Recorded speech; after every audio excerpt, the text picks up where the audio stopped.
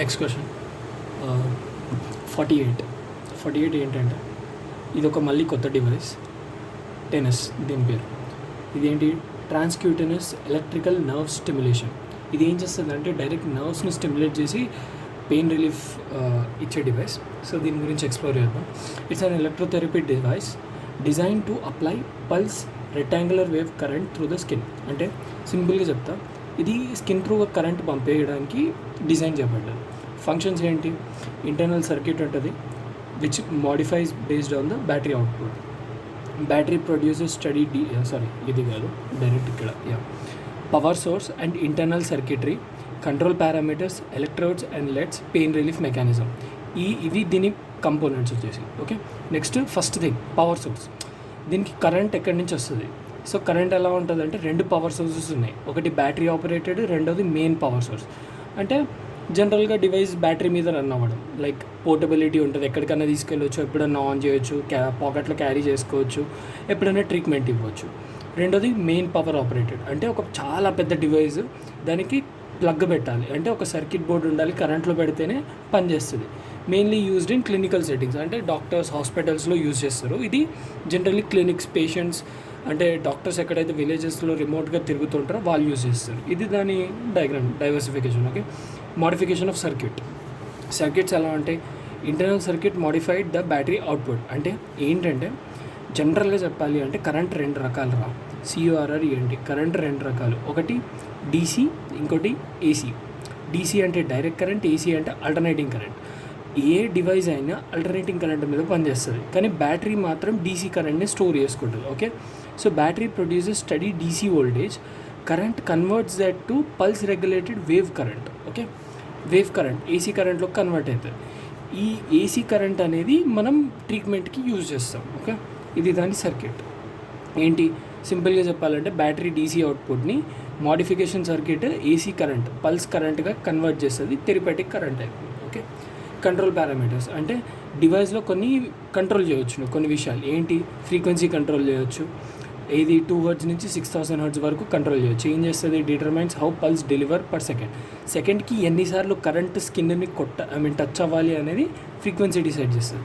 High frequency TENS ఏంటంటే 100 Hz to 150 Hz active pain gate mechanism. అంటే నీ nerves ఉంటాయి కదా, నర్వ్కి పెయిన్ గేట్స్ ఉంటాయి కదా, వాటిని కంప్లీట్గా క్లోజ్ చేసేస్తుంది. ఏది 100 Hz to 150 Hz pain gate activation అవుతుంది. ఓకే, లో ఫ్రీక్వెన్సీ టెన్సెస్ ఏంటంటే 1 Hz to 5 Hz మధ్యలో ఉంటుంది. స్టిమ్యులేట్స్ రిలీజ్ ఆఫ్ ఎండోజెన్ ఆప్టియా, అంటే natural pain relief pain killer type అనుకో. ఎండార్ఫిన్ ఉంటుంది కదా, అది రిలీజ్ చేయడానికి స్టిమ్యులేట్ చేస్తుంది ఇది. ఓకే, ఇది ఈ లెవెల్లో ఫ్రీక్వెన్సీ పెట్టినప్పుడు ఎండార్ఫిన్ రిలీజ్ అవుతుంది, దానివల్ల న్యాచురల్గా పెయిన్ రిలీఫ్ అవుతుంది. Okay, pulse with duration of each pulse, అంటే ఒక్కొక్క పల్స్ మధ్యలో ఎంతెంత గ్యాప్ ఉండాలి అనేది 50 microsecond to 300 microsecond. Okay, ensure stimulation is effective controllable. Pulse with అంటే ఒక పల్స్కి ఇంకో పల్స్కి మధ్యలో గ్యాప్ ఎంత ఉండాలి? 500 మైక్రోసెకండ్స్, 300 ఇది మైక్రో, దీని అర్థం మైక్రో సెకండ్స్. ఓకే, నెక్స్ట్ వచ్చేసి ఇంటెన్సిటీని కూడా కంట్రోల్ చేయవచ్చు. ఇంటెన్సిటీని ఎలా కంట్రోల్ చేయవచ్చు? కంట్రోల్ స్ట్రెంత్ ఆఫ్ సిమ్యులేషన్, అంటే ఎంత కరెంట్ బాడీలో ఎంత కరెంట్ ఇవ్వాలి అనేది కూడా నువ్వు కంట్రోల్ చేయొచ్చు. ఎక్కడి నుంచి ఎక్కడి వరకు? 0 to 60 mA వరకు. నువ్వు ఇంటెన్సిటీ ఎంత ఎక్కువ పెంచితే అంత ఎక్కువ టింగ్లింగ్ ఎఫెక్ట్ వస్తుంది, అంటే మజిల్ అంత ఎక్కువ రియాక్షన్ ఇస్తుంది. ఓకే, ఇవి నువ్వు కంట్రోల్ చేయగలిగే పారామీటర్స్. నెక్స్ట్ వచ్చేసి డెలివరీ కంపోనెంట్స్ అంటే మెషిన్ నుంచి స్కిన్ వరకు కరెంట్ ఎలా డెలివర్ అవుద్ది అంటే కండక్టివ్ రబ్బర్ ఎలక్ట్రోడ్స్, అంటే రబ్బర్ ప్యాడ్స్. ఇవి స్కిన్ మీద అంటించి వైర్స్ని మెషిన్లోకి అటాచ్ చేయడం. Flexible, durable, deliver electric stimulation to the tissue. Okay, next వచ్చేసి కండక్టివ్ జెల్ అంటే ఎలా? ఒక జెల్ అప్లై చేస్తారు స్కిన్ మీద జెల్ అప్లై చేసి దాంట్లో ప్యాడ్స్ అంటించి అప్లై చేయగానే ఈ జెల్ ఎక్కడి వరకు అయితే అప్లై అయ్యిందో ఆ ఏరియా మొత్తంలో కరెంట్ అప్లై అవుతుంది. Reduces skin resistance, improves energy transfer. దీనివల్ల ఏమవుతుందంటే ఒకవేళ స్కిన్ ఇర్రెగ్యులర్గా ఉన్నా ఒక చోట ఎక్కువ కరెంట్ ఒక చోట తక్కువ కరెంట్ అని ఏముండదు. జెల్ అన్ని చోట్ల ఈక్వల్గా అప్లై ఉంది కాబట్టి ఈక్వల్గా అన్ని చోట్ల కరెంట్ వెళ్తుంది.